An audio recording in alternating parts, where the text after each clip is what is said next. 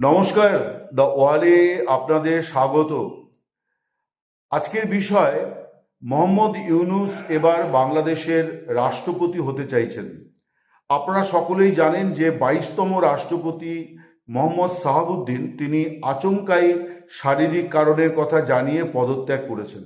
তিনি সরে যাওয়ার পর এখন নতুন রাষ্ট্রপতি নির্বাচনের প্রক্রিয়া শুরু হয়েছে। জাতীয় সংসদের স্পিকার তিনি অস্থায়ী রাষ্ট্রপতির দায়িত্ব পালন করছেন, আর অস্থায়ী স্পিকারের দায়িত্ব পালন করছেন জাতীয় সংসদের ডেপুটি স্পিকার। অস্থায়ী স্পিকার বা ডেপুটি স্পিকার তিনি ইতিমধ্যে নির্বাচন কমিশনের সঙ্গে এক দফা কথা বলেছেন যে রাষ্ট্রপতি নির্বাচনের বিষয়টি কেন্দ্র করে, তার কারণ 3 মাসের মধ্যে নির্বাচন সম্পন্ন করতে হবে। আমি যখন এবছর ফেব্রুয়ারি মাসে জাতীয় সংসদ নির্বাচন কভার করতে গিয়েছিলাম, তখন বঙ্গভবনের সামনে দাঁড়িয়ে আমি একটি ভিডিও করেছিলাম যে নির্বাচনের পর এই বাড়ির অভিভাবক বদলে যাবেন, এবং সেই বদলটা যে এত দ্রুত হবে এটা আমার তখন মাথায় আসেনি। মাত্র 5 মাসের মাথায় মোহাম্মদ সাহাবুদ্দিন সরে গেলেন, এবং এটাও ঠিক কথা যে তিনি শেখ হাসিনা নির্বাচিত রাষ্ট্রপতি, ফলে আজ হোক কাল হোক তাকে আগাম সরে যেতে হতোই। মোহাম্মদ সাহাবুদ্দিন অনেক অসুখ বিসুখের কথা বললেও তার এই বয়ান কোনো মহলেই গ্রহণযোগ্য হয়নি, বরং প্রবলভাবে যেটা জানা গিয়েছে যে সরকারি মহল থেকে, রাজনৈতিক মহল থেকে, যে বিএনপি তাকে সরে যেতে বলেছিল। তিনিও কোনো সংঘাতের রাস্তায় হাঁটেননি। তিনি চাইলেই থেকে যেতে পারতেন, কিন্তু তিনি সংঘাতের রাস্তায় হাঁটেননি, তিনি সরে গিয়েছেন। এখন প্রশ্ন হচ্ছে যে বিএনপির রাষ্ট্রপতি কে হবেন। আগামী শনিবার বিএনপির স্থায়ী কমিটির নির্বাচন হওয়ার কথা। অনেকে মনে করছেন যে এই বৈঠকে পরবর্তী রাষ্ট্রপতির বিষয়ে আলাপ আলোচনা হতে পারে, এমনকি প্রার্থী ঘোষণাও করে দিতে পারেন প্রধানমন্ত্রী তারেক রহমান।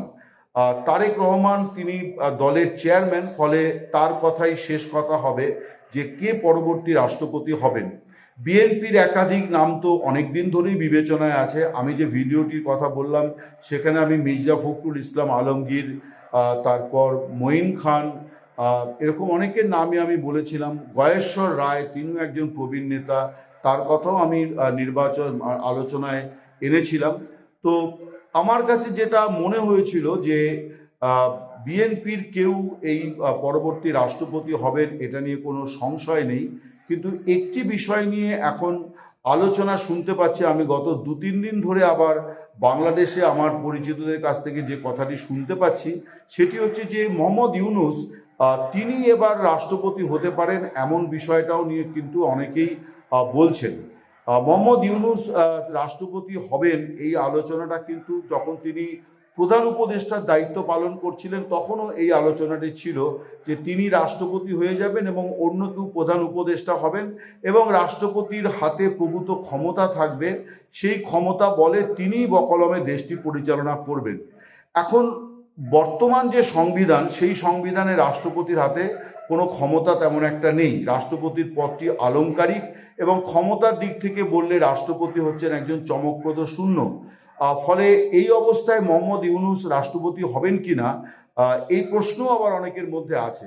কিন্তু যারা বলছেন যে মোহাম্মদ ইউনূস রাষ্ট্রপতি হওয়ার জন্য প্রবলভাবে তোড়জোড় করছেন, এবং তার হয়ে মার্কিন লবি নেমে পড়েছে ময়দানে যে ইউনূসকে এবার রাষ্ট্রপতি করতে হবে। এবং এই যে সার্জিস গোর, যিনি আজকে অর্থাৎ বৃহস্পতিবার ঢাকা পৌঁছেছেন, 3 দিন থাকবেন, অনেকে বলছেন যে তার এই সফরের সঙ্গেও মোহাম্মদ ইউনূসের রাষ্ট্রপতি হওয়ার একটা সম্পর্ক আছে। অর্থাৎ মার্কিন প্রশাসনের তরফে তারেক রহমানকে এটা বলা হবে যে তারা চায় মোহাম্মদ ইউনূস রাষ্ট্রপতি হন। এখন অনেকে প্রশ্ন করতে পারেন যে মোহাম্মদ ইউনূস এরকম ঢাল তলোয়ারহীন রাষ্ট্রপতি হয়ে তার লাভটা কি হবে। না, এটাও ঠিক যে তিনি রাষ্ট্রপতি হওয়ার পর হয়তো পরিস্থিতির আরও কতগুলো গুণগত পরিবর্তন হবে। সেটি হচ্ছে যে জুলাই সনদে যে সংবিধান সংশোধনের কথা বলা আছে, সেই সংবিধান সংশোধনের বিষয়গুলো হয়তো দ্রুত লয়ে কার্যকর করা হবে, এবং সেটা যদি করা হয় তাহলে রাষ্ট্রপতির হাতে কিন্তু অনেকটা ক্ষমতা চলে আসবে। তখন ইউনূস এবং প্রধানমন্ত্রী তারেক রহমান দুজনের ক্ষমতার একটা ভারসাম্য আসবে। এখন এটা নিয়েও অনেক যদি কিন্তু এই বিষয়গুলি আছে যে তারেক রহমান বা বিএনপি তারা এটা চাইবে কিনা যে প্রধানমন্ত্রীর তুলনায় রাষ্ট্রপতির হাতে অনেক বেশি ক্ষমতা চলে যান। কারণ জুলাই সনদে যে ক্ষমতাগুলির কথা বলা হয়েছে তার মধ্যে যেমন তিন বাহিনীর প্রধানকে নির্বাচনের ক্ষমতা পূর্ণাঙ্গভাবে আলংকারিক নয়, একেবারে সরাসরি প্রশাসনিকভাবেই রাষ্ট্রপতির হাতে অর্পণ করা হয়েছে।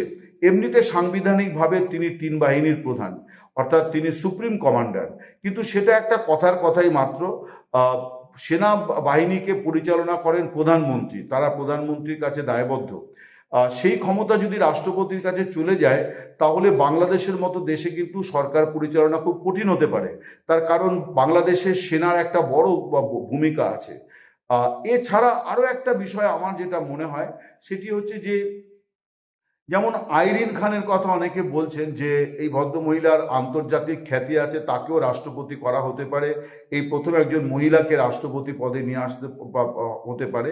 কিন্তু আমার যেন মনে হয় যে আইরিন খান বা মোহাম্মদ ইউনুস, এদের ব্যাপারে তারেক রহমান এর রাজি হওয়ার একটা মৌলিক সমস্যা হচ্ছে যে এদের আন্তর্জাতিক খ্যাতিটা এতটা বেশি যে প্রধানমন্ত্রীর তুলনায় রাষ্ট্রপতির যদি আন্তর্জাতিক খ্যাতি অনেক বেশি হয়, সেটাও কিন্তু একটা প্রশাসন চালানো, একটা দেশ চালানোর ক্ষেত্রে সমস্যা হবে। তার কারণ রাষ্ট্রপতির সঙ্গে যদি প্রধানমন্ত্রীর কোনো ক্ষমতার দ্বন্দ্ব হয় বা কোনো বিষয়ে মত পার্থক্য হয়, তখন যদি আন্তর্জাতিক দুনিয়া রাষ্ট্রপতিকে ব্যাক করতে শুরু করে, সেটাও কিন্তু একজন প্রধানমন্ত্রীর জন্য কাম্য নয় বা একটা সরকারের জন্য কাম্য নয়, এবং একটা রাষ্ট্রে তাই নিয়ে কিন্তু অনেক ধরনের বিবাদ অশান্তি হতে পারে। এবং এটা আইরিন খানের তুলনায় মোহাম্মদ ইউনুসের ক্ষেত্রে আরও বেশি হতে পারে। সবাই জানেন যে মোহাম্মদ ইউনুস হচ্ছেন মার্কিন লবির লোক। এখন আমেরিকা কেন চাইছে? আমেরিকা এই জন্যে চাইছে যে তারেক রহমান প্রধানমন্ত্রী হওয়ার পর এখনো পর্যন্ত তিনি যে দুটি সফর করেছেন, মালয়েশিয়া এবং চীন, এই চীন সফর নিয়ে কিন্তু ভারতের মধ্যে যেমন কিছু প্রশ্ন, সংশয়, উদ্বেগ আছে, কিন্তু গুরুতর আপত্তি আছে হচ্ছে মার্কিন যুক্তরাষ্ট্রের।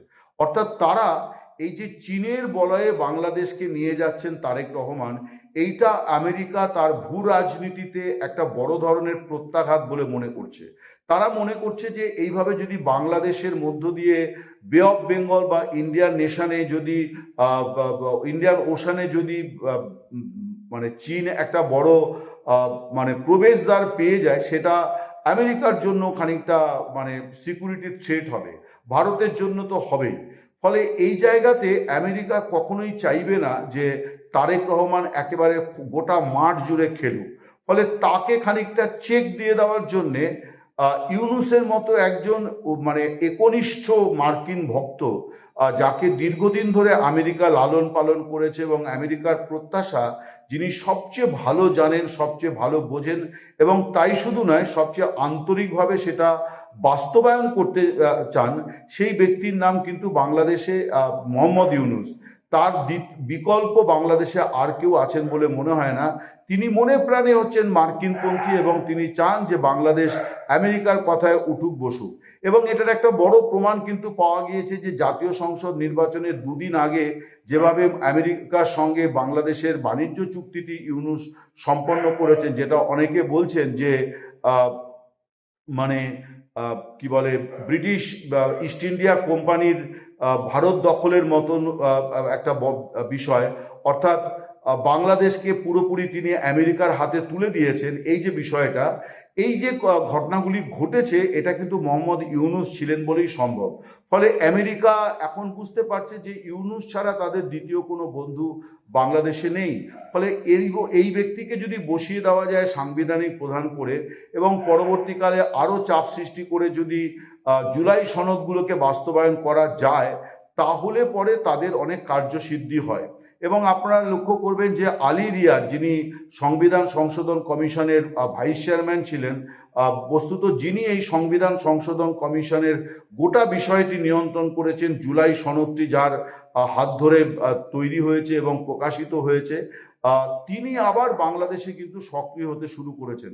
বিএনপি ক্ষমতায় আসার পর সাময়িক তিনি আমেরিকায় ফিরে গিয়েছিলেন, আবার তিনি দেশে এসে নানান ধরনের মিটিং, বৈঠক, কথা, আলাপ আলোচনা করছেন এবং সেই আলোচনাতে জুলাই সনদ বাস্তবায়নের বিষয়টি আসছে।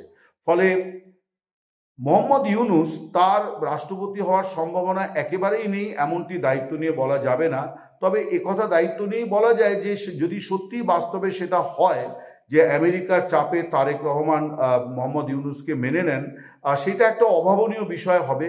কিন্তু তারেক রহমান মানবেন কিনা, তার দল কিভাবে ব্যাপারটাকে নেবে, এসব অনেক প্রশ্ন কিন্তু আছে।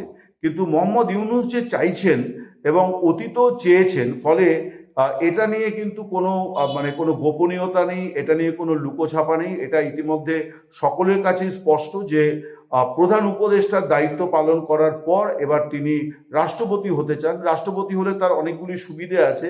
5 বছর পর্যন্ত তার বিরুদ্ধে কোনো ফৌজদারি বা কোনো ধরনের কোনো মামলা মোকদ্দমা করা যাবে না, এটা রাষ্ট্রপতির একটা ইমিউনিটি আছে। ফলে এই যে দায় মুক্তির বিষয়টি তিনি সবসময় ভোগ করবেন, এবং যখন তিনি রাষ্ট্রপতি থাকবেন না তখনও তার এই দায় মুক্তিটি থাকবে। ইউনূসের বিরুদ্ধে কিন্তু ইতিমধ্যে অনেক গুরুতর অভিযোগ আছে, যেগুলো নিয়ে বাংলাদেশের আদালত এখনো তার বিরুদ্ধে মামলা করার কোনো মানে সুযোগ দেয়নি। কিন্তু একাধিকবার একাধিক মানুষ আদালতের দ্বারস্থ হয়েছেন যে তিনি দেশবিরোধী অনেক পদক্ষেপ করেছেন, তাকে তার বিরুদ্ধে মামলা করার মানে সুযোগ দেওয়া হোক। এখন কোনো কোনো বিচারক এই রায় দিচ্ছেন না, অনুকূলে রায় দিচ্ছেন না, কিন্তু আগামী দিনে কোনো বিচারক দেবেন না এই গ্যারান্টিও নেই। ফলে ইউনূস এবং তার অনুগামীরা নিশ্চয়ই এটা বিবেচনায় রেখেছেন যে বিপদ একেবারে শিয়রে এসে হাজির হওয়ার আগেই একটা কোনো সমাধান সূত্র বার করা বা সুরক্ষা বলয় তৈরি করা। সেই সুরক্ষা বলয়টি হতে পারে একমাত্র যে রাষ্ট্রীয় বৃদ্ধাশ্রমে গিয়ে পাকাপাকিভাবে 5 বছরের জন্য থাকা। ততদিনে ইউনূসের বয়স অনেকটা হয়ে যাবে, ফলে তিনি 5 বছর নিশ্চিন্তে কাটাতে পারবেন। তার একটা আন্তর্জাতিক পরিচিতি আছে, তার সঙ্গে একটা রাষ্ট্রীয় পরিচয় নিয়ে তিনি আন্তর্জাতিক দুনিয়ায় আরও বেশি নিজেকে প্রতিষ্ঠা করতে পারবেন। তাতে দেশের লাভ কতটা হবে কেউ জানে না, এবং বরং অনেকেই মনে করছেন যে সেটা হলে পরে বাংলাদেশের যে মৌলিক চরিত্রগুলি সেগুলির পরিবর্তন অবশ্যম্ভাবী। ফলে তারেক রহমান একটা বড় চ্যালেঞ্জের মুখে পড়েছেন, একটা বড় সন্ধিক্ষণের মধ্যে আছেন যে তিনি মোহাম্মদ ইউনূসকে মেনে নেবেন নাকি দলেরই কোনো বিশিষ্ট জনকে ওই পদে বসাবেন। এই বিষয়টি কিন্তু এখন তারেক রহমানকে তাড়া করে বেড়াচ্ছে, এবং যে কোনো রাজনীতিবিদের জীবনে এটা একটা বিগেস্ট চ্যালেঞ্জ। তার কারণ তারেক রহমানও এটা বোঝেন, বিএনপি নেতৃত্বও এটা বোঝেন যে মোহাম্মদ ইউনূসকে রাষ্ট্রপতি করে দেওয়া মানে কিন্তু বাংলাদেশটাকে পুরোপুরি বদলে দেওয়ার মানে কি বলে কোনো একটা নথিতে সই করার মতন বিষয়। সেই ঝুঁকিটা তারেক রহমান নেবেন কিনা সেটাই এখন দেখার। নমস্কার, শুভরাত্রি, সকলে ভালো থাকবেন।